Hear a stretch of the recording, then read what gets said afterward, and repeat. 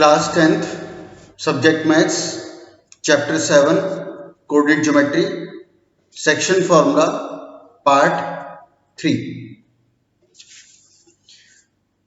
आज section formula की class last है और आज वाली क्लास में सेक्शन फॉर्मूला पे एक टाइप 2 मार्क्स की है, 2 टाइप 4 मार्क्स की है।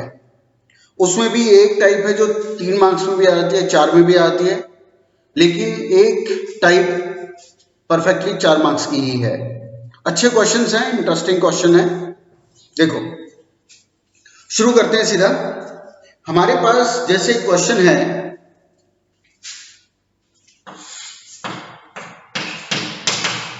ए के कोऑर्डिनेट है 1,3 और बी के कोऑर्डिनेट है 2,7, बी के कोऑर्डिनेट 2,7।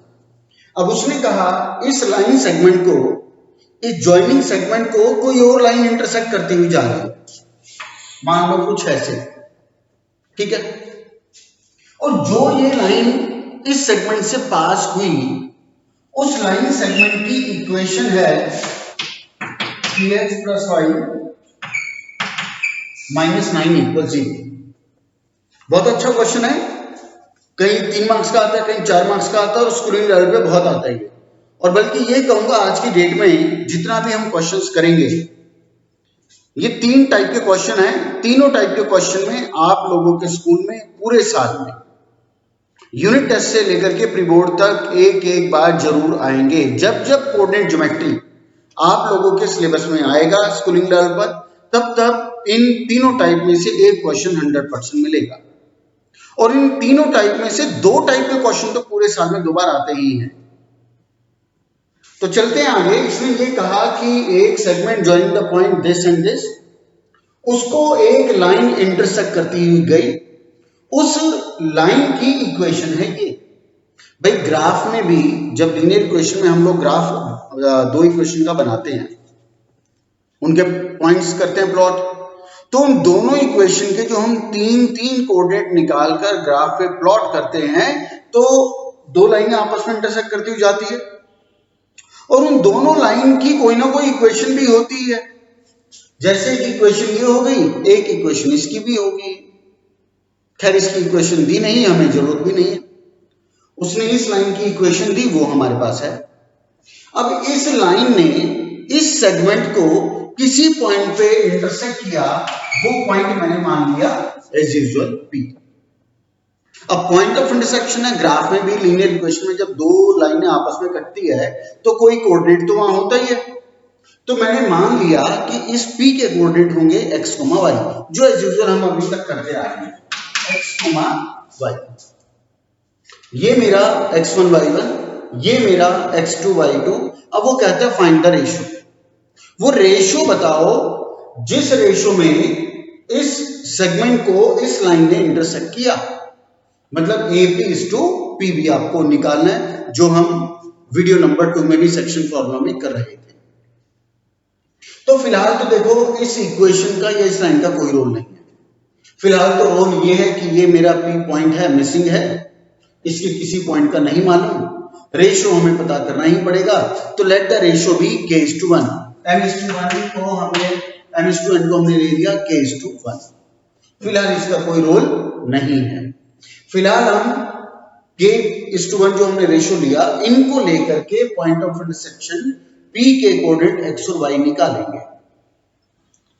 सेकंड वीडियो में अभी तक हमने ये किया था, ये दिया होता था ये फाइंड आउट करते थे, या ये दिया होता था ये फाइंड आउट करते थे। उसमें पहले रेशियो निकाली, फिर दूसरे को यूज करके वो निकाल लिया। अब आज ना x का पता ना y का पता, देखते कैसे रेशियो आएगी। तो सबसे पहले तो वही इनके एरोस क्रॉस हमने किए। पहले ये x का रिजल्ट फाइंड आउट कर लेते हैं। x = mx2, मतलब ये वाला यहां जाके इंटू और ये वाला यहां जाके इंटू, तो mx2 2 × k 2k plus nx1, ये यहां जाके इंटू होगा 1 × 1 1 अपॉन m + n k + 1। कुछ बिगाड़ सकते हैं इसका? कुछ भी नहीं बिगाड़ेंगे। क्या ना x का पता ना k का पता, तो इसको तो हमने यहीं छोड़ दिया। चलो अब निकालते हैं y का रिजल्ट। जब y फाइंड आउट करेंगे वो ये यहां जाके क्रॉस होगा, ये वहीं जाके क्रॉस होगा, तो my2 यानी कि 7k plus ny1 3 into 1 3 upon m plus n k plus 1। चलो कुछ बिगाड़ सकते हैं इसका, इसका भी कुछ नहीं हो सकता। नेक्स्ट का पता, सॉरी ना k का पता ना y का पता। खैर हमारा x का रिजल्ट आया ये, y का रिजल्ट आया ये दोनों पॉइंट ऑफ इंटरसेक्शन xy आ गए। चलो और xy इस लाइन सेगमेंट का और इस लाइन सेगमेंट का कॉमन पॉइंट है। P से ही ये लाइन पास हुई, P से ही ये लाइन पास हुई, इनकी एक कॉमन वैल्यू है, इनका ये सोल्यूशन है। तो जो xy का रिजल्ट, जो xy की वैल्यू इस लाइन सेगमेंट के लिए होगी वही इसके लिए भी होगी। लीनियर इक्वेशन में जब आप ग्राफ बनाते हो उसमें लिखा होता है solve the system of equation graphically. तो करते क्या है, ग्राफ उसका प्लॉट करते हैं, दोनों लाइनें कहीं ना कहीं मीट करती है और जहां मीट करती है उसी पॉइंट को कहते हो कि ये इसका सोल्यूशन है और यहाँ पे x की वैल्यू इतनी है और y की वैल्यू इतनी है। मतलब ये जो आपका पॉइंट है ये इसके और इसके दोनों के लिए कॉमन पॉइंट है, ठीक है ना। तो ये हमारे x एंड y के रिजल्ट आ गए। ये x एंड y के रिजल्ट इसके लिए भी एप्लीकेबल है और इसके लिए भी एप्लीकेबल है। तो चलो अगर इसके, अब यहां तो कुछ चीज मिसिंग है ही नहीं, मिसिंग तो यहां के लिए है। अब ये x एंड y के रिजल्ट आ गए और xy इस इक्वेशन में भी आ रहा है। xy इस गिवन इक्वेशन में है ना, इक्वेशन क्या है ये 3x प्लस 5 माइनस 9 इक्वल 0। ये लाइन ने, ये इक्वेशन ने इसको काटा था और ये x एंड y के रिजल्ट आ गए हमारे। तो इस xy के रिजल्ट को यहां पर सब्स्टिट्यूट कर देते हैं। 3 into 2k plus 1 k plus 1 plus 7k plus 3k plus 1 minus 9 equal 0। अब तो नॉर्मल सिंप्लीफिकेशन है। चलो ब्रैकेट भी साथ साथ ओपन कर रहा हूं, 6k plus 3 plus 7k plus 3 k plus 1 LCM का 9 से इंटू होगा तो माइनस 9k माइनस 9, क्योंकि माइनस का साइन भी चेंज करना होगा है ना, तो डायरेक्ट मैंने वो स्टेप नहीं लिया, इक्वल 0। k प्लस 1 0 के बाद जाकर खत्म। चलो 6 13 और कितना बचा 4k प्लस, चलो 3 और 3 6, 3 और 3 6 माइनस 9 माइनस 3 इक्वल 0, क्योंकि नीचे k प्लस 1 तो जाके खत्म हो चुका। 4k इक्वल 3 k इक्वल 4, लो जी रेशो आ गई 3:4, रेशो आ गई 3:4। मार्क्स का क्वेश्चन है। हमने किया क्या, पहले वही एज यूजुअल इस तरह की फिगर जैसे मर्जी बना सकते हो, जरूरी नहीं है लाइन ऐसी गई हो, ये ऐसे भी जा सकती है, ऐसे भी जा सकती है, कैसे भी जा सकती है, वो तो मैंने एज ए इंडिकेशन तुम्हें समझाने के लिए किया है। फिगर का इसमें एक्यूरेट होना जरूरी नहीं होता। तो let the ratio B k:1 लेकर के हमने point of intersection P find out कर लिया। यहाँ पे ये भी लिखोगे let the coordinate of point of intersection P be x, y by using section formula. आपने x and y find out कर लिया। फाइंड आउट करने के बाद put the value of x and y in the given equation. आपने x and y की जगह substitute कर लिया। बाकी तो नॉर्मल सिंप्लीफिकेशन है, आपका क्लरिकल वर्क है, आगे जाके आपकी वो वैल्यूज आ जाएंगी। तो ये था ये क्वेश्चन। अब आगे बढ़ते हैं।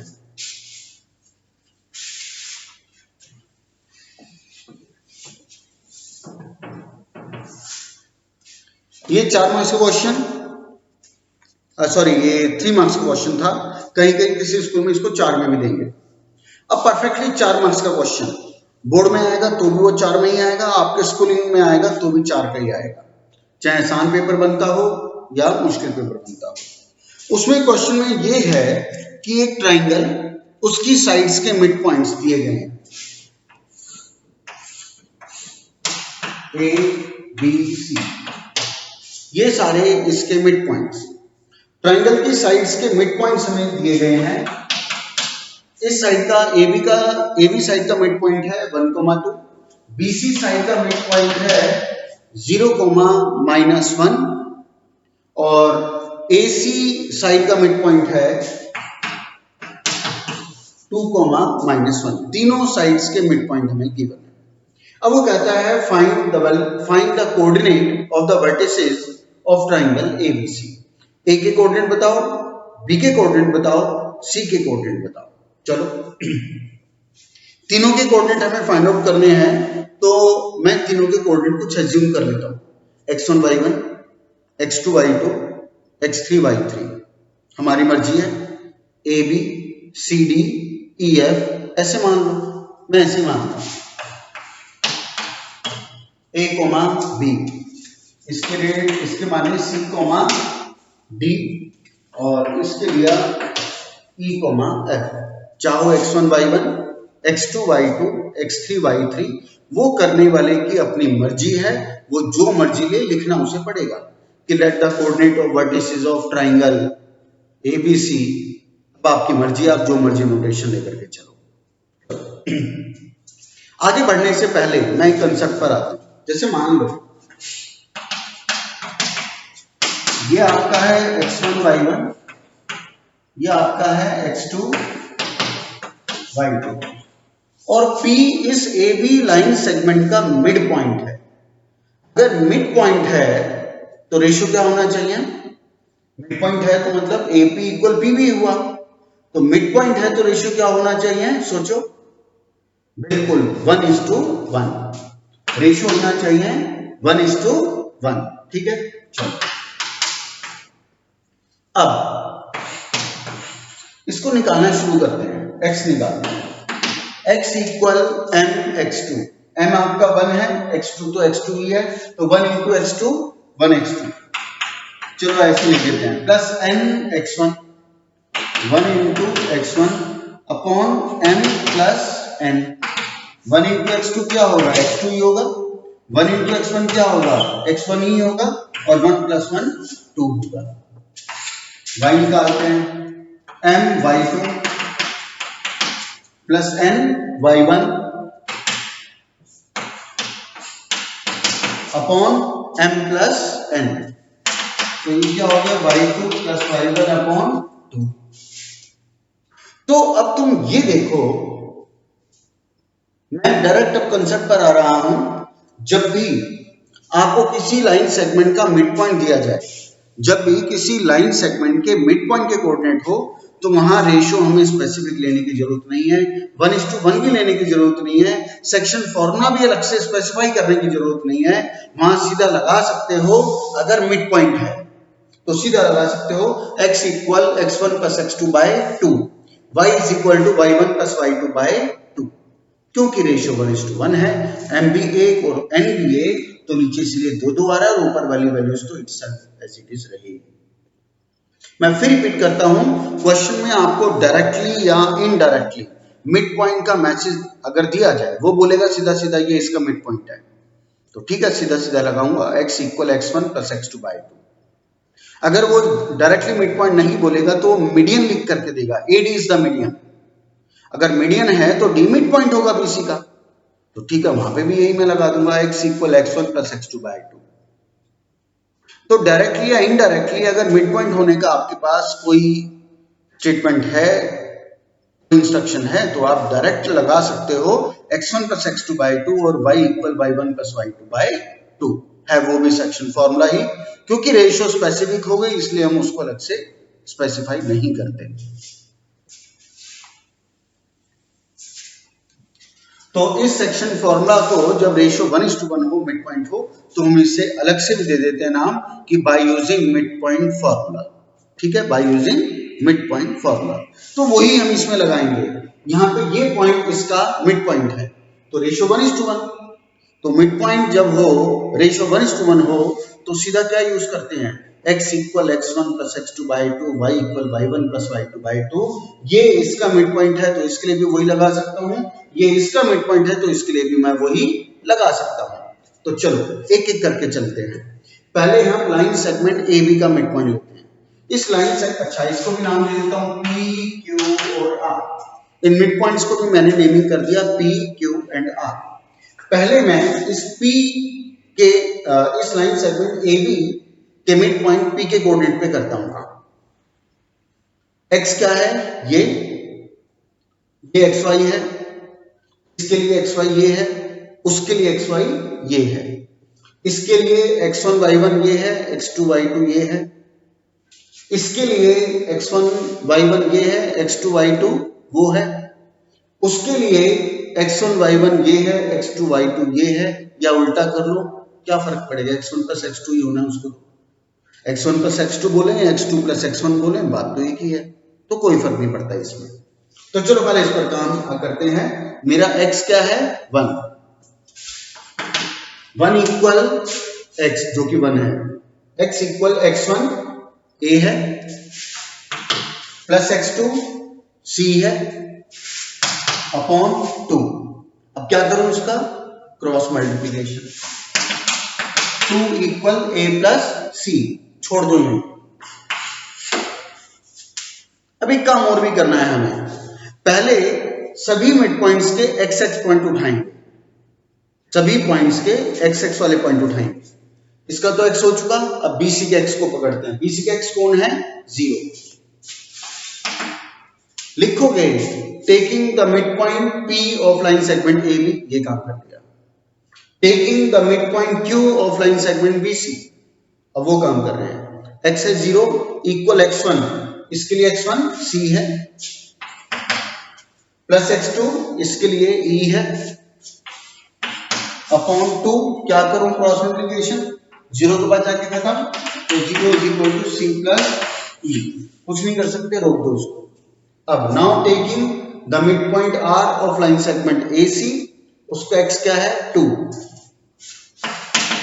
इक्वल x1 कौन है इसके लिए a, x2 कौन है इसके लिए e अपॉन 2, क्रॉस मल्टीप्लिकेशन किया 4 इक्वल a प्लस e। तो ये तीन इक्वेशन हमारे पास आई और ये तीनों x की टर्म्स में आई। अब इन तीनों को सॉल्व करके मुझे इनकी वैल्यूज भी पता करनी है कि a क्या आएगा, c क्या आएगा और a क्या आएगा। तो इसको निकालते हैं। तरीका कुछ भी हो सकता है कि यहां से a का रिजल्ट निकालें, यहां पे डाल दें, किसी का रिजल्ट किसी में डाल के हमें वो वैल्यूज निकालनी पड़ेगी। टिपिकल सा तरीका पड़ता है, छोटा तरीका करते हैं, याद रहेगा तो बहुत फायदा मिलेगा तुम्हें। तुम कुछ मत करो, इधर उधर कोई सब्स्टिट्यूशन ना करो, एडिंग इक्वेशन 1 2 एंड 3, सीधा यही मारो एप्लीकेशन। एडिंग इक्वेशन 1 2 एंड 3, तीनों इक्वेशंस को करते हैं। 2 प्लस 0 प्लस 4, 2 प्लस 0 प्लस 4 कितना हो गया 6। 6 इक्वल ये प्लस ये प्लस ये, 6 इक्वल ये प्लस ये प्लस ये, a plus a 2a, c plus c 2c, e plus e 2e। कोई और बचा, बिल्कुल ही बचा। लेफ्ट वाले तीनों प्लस हो गए, राइट वाले तीनों प्लस हो गए, ये आ गया। अब क्या करें, 2 कॉमन ये निकाल के दो, a plus c plus e, यहां आ गए। अब क्या करें,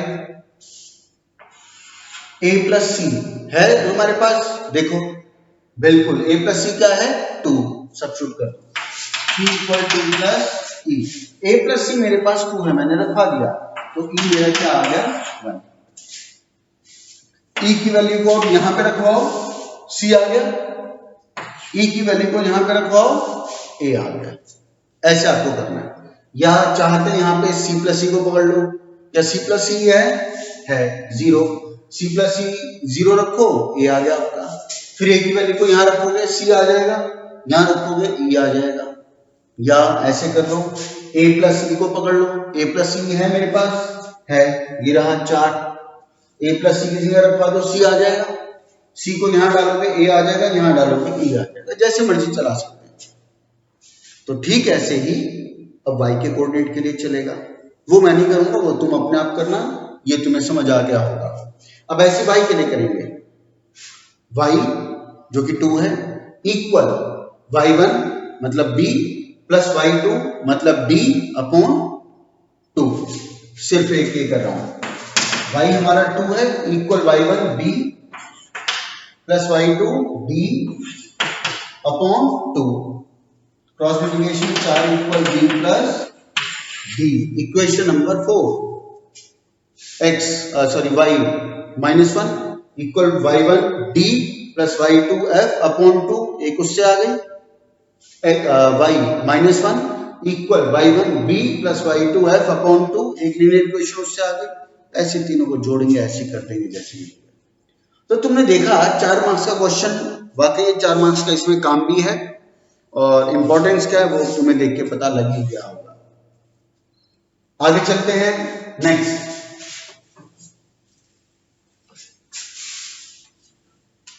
तो तीनों वर्टिसेस निकालने के बाद, तीनों वर्टिसेस के कोऑर्डिनेट्स निकालने के बाद नीचे लास्ट में फाइनल बॉटम आंसर लिखोगे। Hence required coordinate of triangle ABC are A ये, बी ये और सी ये। नेक्स्ट आगे चलते हैं। नेक्स्ट 2 मार्क्स का है, कहीं कहीं स्कूल में इसको 3 में भी दे देंगे, वैसे 2 मार्क्स से ज्यादा का इसमें काम नहीं है। वो बोलेगा एक पैरेललोग्राम है और उस पैरेललोग्राम, भाई पैरेललोग्राम के कितने वर्टिसेस होती हैं? 4। वो बोलेगा 4 में से 3 कोऑर्डिनेट मैं आपको दे रहा हूं, चौथी आपको फाइंड आउट करनी है।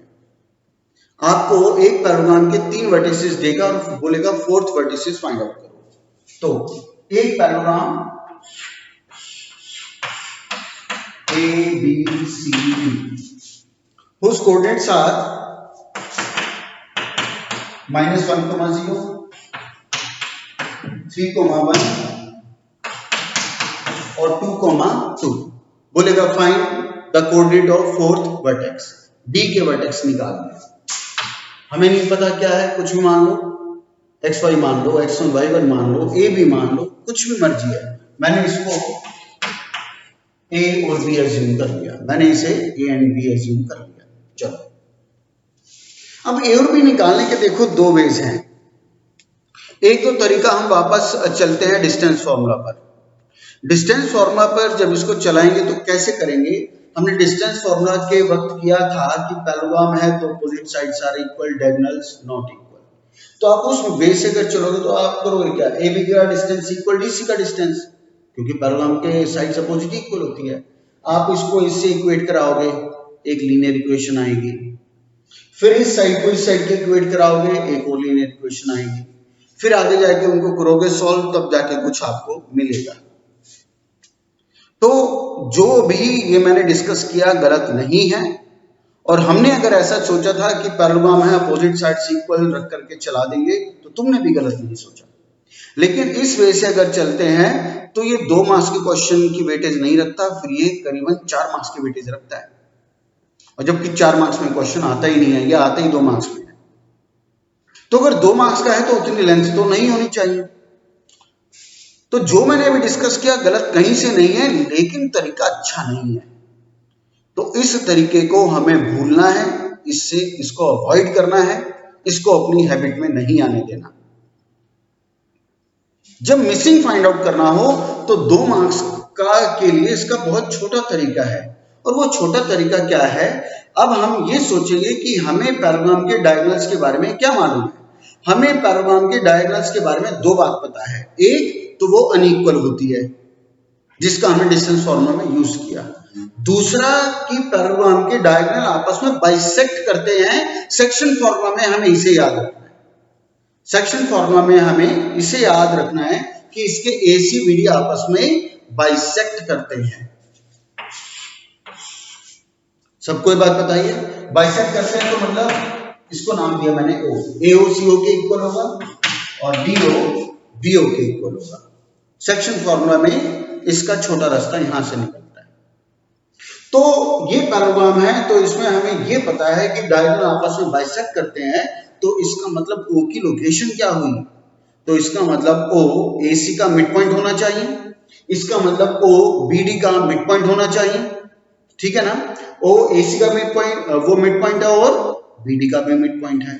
तो चलो फाइनल हो गया कि एक इसका क्या मिड पॉइंट है। इस मिड पॉइंट O को इसके कोऑर्डिनेट मैं कुछ मान लेता हूं, और इसके कोऑर्डिनेट मैं एज्यूम कर लेता हूं x, y।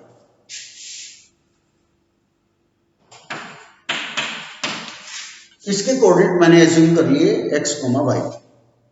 ठीक है, चलो अब देखो, हमें पता लग गया ओ ए सी का मिड पॉइंट है।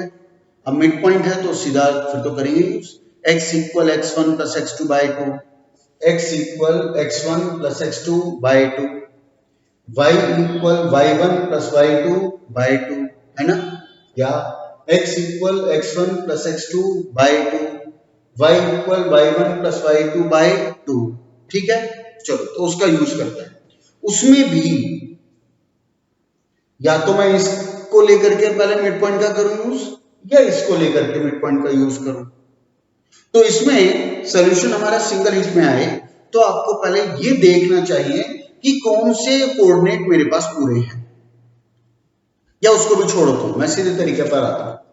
ये इसका भी मिड पॉइंट है और ये इसका भी मिड पॉइंट है। पहले सीधे एक्स के पॉइंट पकड़ते हैं।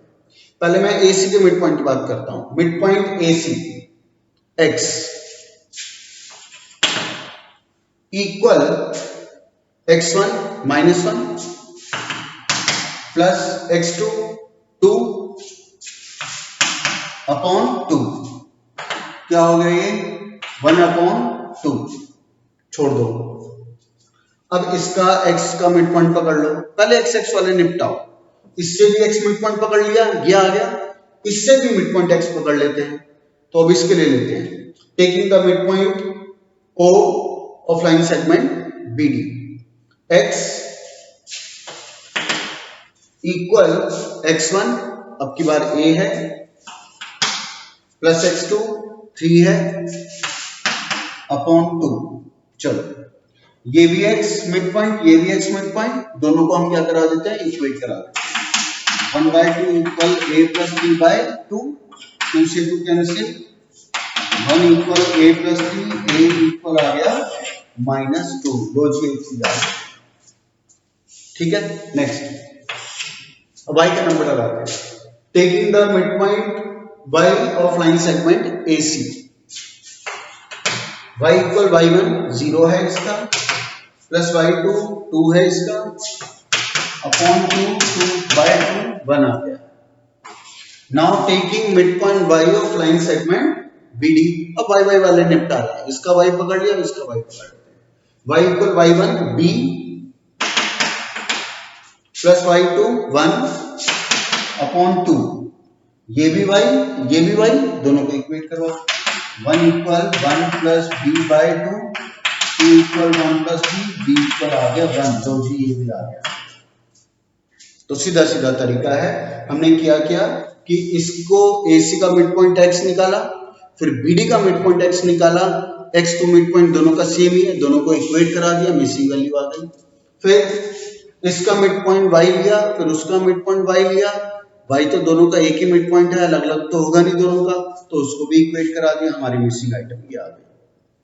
तो अब अगर तुम इस क्वेश्चन को डिस्टेंस फॉर्मूला की कंसेप्ट से करें कि भाई अपोजिट साइड्स आर इक्वल, और हमने डिस्टेंस में किया भी था, दो डिस्टेंस इक्वल रख के चलाएंगे, ये वाला और ये वाला, आप लोगों का 1.5 पेज भर जाएगा, आंसर तब भी ठीक नहीं आएगा। तुम देखोगे एक्सपेंशन कितने लंबे लंबे तुम्हारे पल्ले पड़ेंगे, बड़े बड़े एक्सपेंशन आएंगे, और फिर उसके बाद उनको आगे भी सॉल्व करना। ट्राई करना हो तो एक एक्सपीरियंस लेके देखना, उसमें कितना टाइम आपका कंज्यूम होगा और आंसर कितना ठीक आएगा, इसमें कितना टाइम कंज्यूम होगा और आंसर कितना ठीक आएगा, दोनों में दिन रात का अंतर तुम्हें पता लग जाएगा। तो ये थी आज की कंसेप्ट। इसके ऊपर तुम्हें मैं, क्योंकि 3 टाइप के हमारे क्वेश्चन हुए, एक वो लाइन की इक्वेशन हमने दी थी, एक ट्राइंगल के मिड पॉइंट वाला किया, और एक पैरेललोग्राम का कोई भी एक पॉइंट मिसिंग होगा, हमने ये वाला किया। तो 3 ये क्वेश्चन थे। 3 ही टाइप के क्वेश्चन मैं भी भेजूंगा जो तुम्हें आज तक मुझे करके देने हैं। धन्यवाद।